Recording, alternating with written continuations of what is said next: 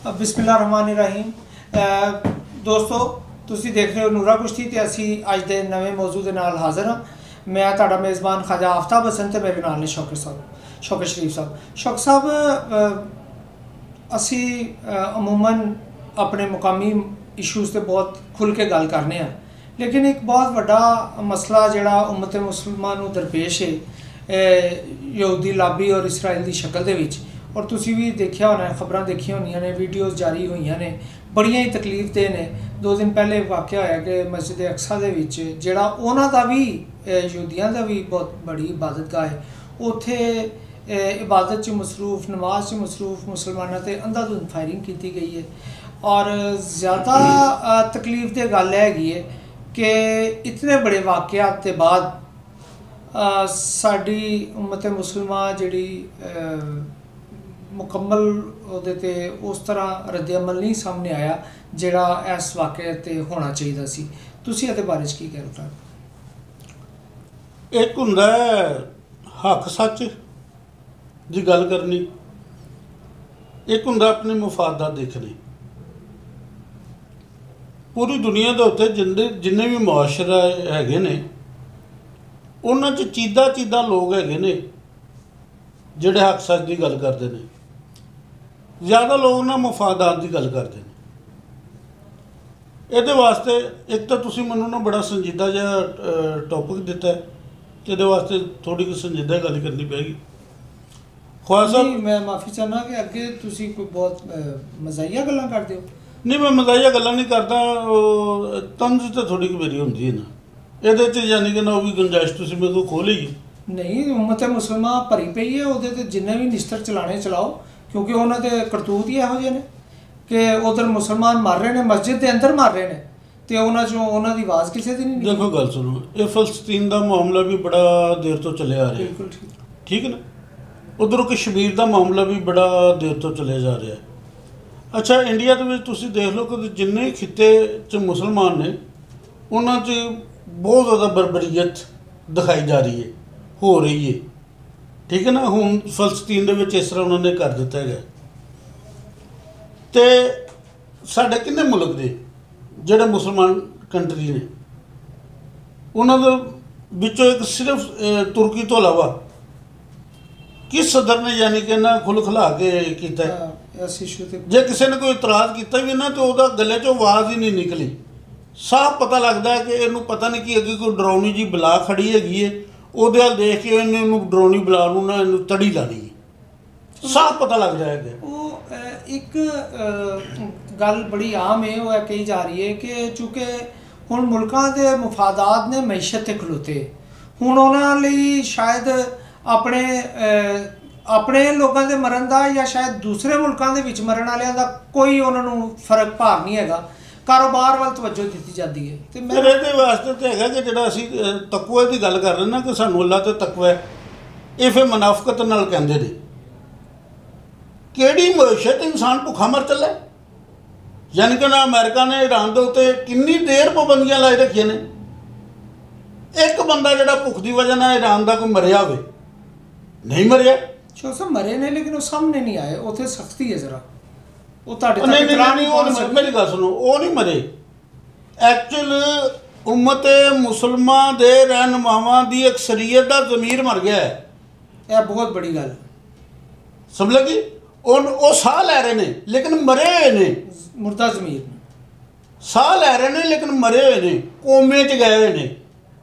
फालज दा तुसीं कदी फालज दा हत्थ जां लत्त देखी होई ना, वो जिस्म दे नाल हुंदी है, लेकिन तुसीं उन्हूं चुंडी वड्डो, दंदियां कट्टो, कोई खंजर मारो, फायर मारो, उन्होंने नहीं पता लगता।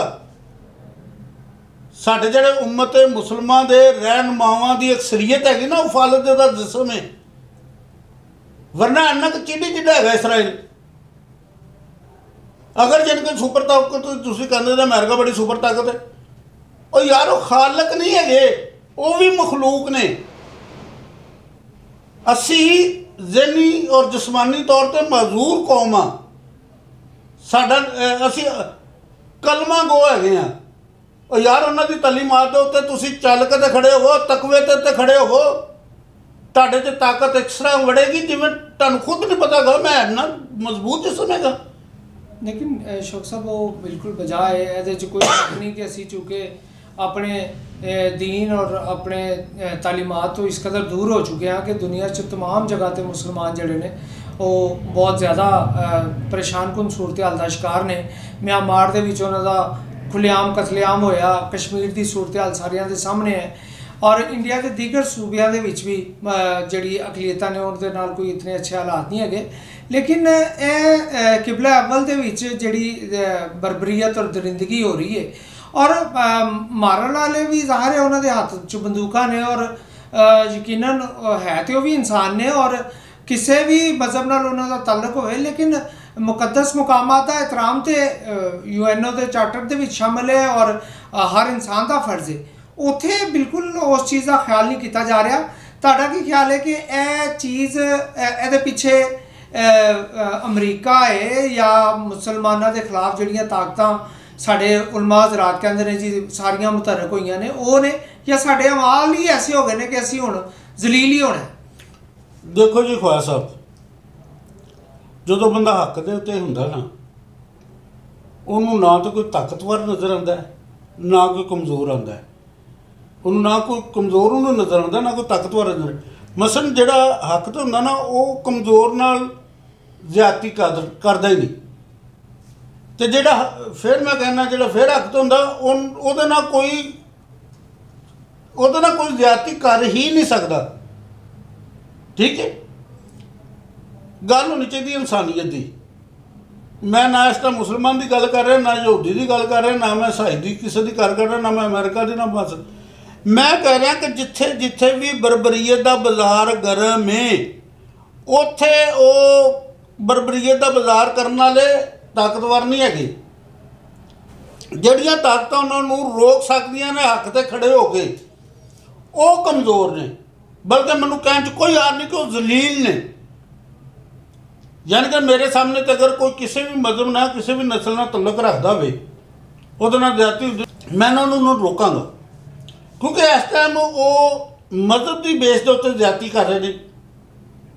इंडिया की होया, मोदी ने की किया है, ठीक है, असी इत्थे की कर रहे हैं, साडी गौरमेंट की कर रही। सऊदी अरब वालियां ने तो उन्होंने मैडल ही पवाता सी मोदी नूं, वो किस चीज़ का मैडल पवा रहे भाई?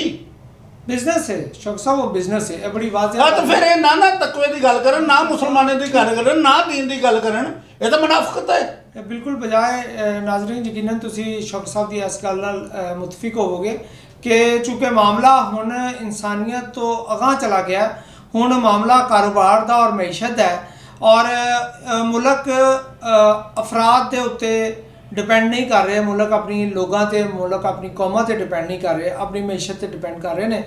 और इखलाकियात और मजहबी रुझानात का मामला अपनी जगह, लेकिन इस कदर बरबरीयत के बावजूद अगर कोई आवाज़ उठा रहा है तो यकीनन पाकिस्तान है इस हवाले नाल जिहड़ा ललकार रहा है, लेकिन उनका भी ललकारा सिर्फ ललकारन की हद तक ही है, क्योंकि वो खुद भी कमज़ोर है, वो खुद भी बहुत सारे मफादात का शिकार है, खुद भी बहुत सारी मसलियतां का शिकार है। असी उम्मीद करते हैं तुहानूं साडा अज दा एपीसोड पसंद आया होगा। सानू अपना फीडबैक देते रहना। नए एपीसोड तक सानू इजाज़त दो, अपना बहुत ख्याल रखना। अल्लाह ने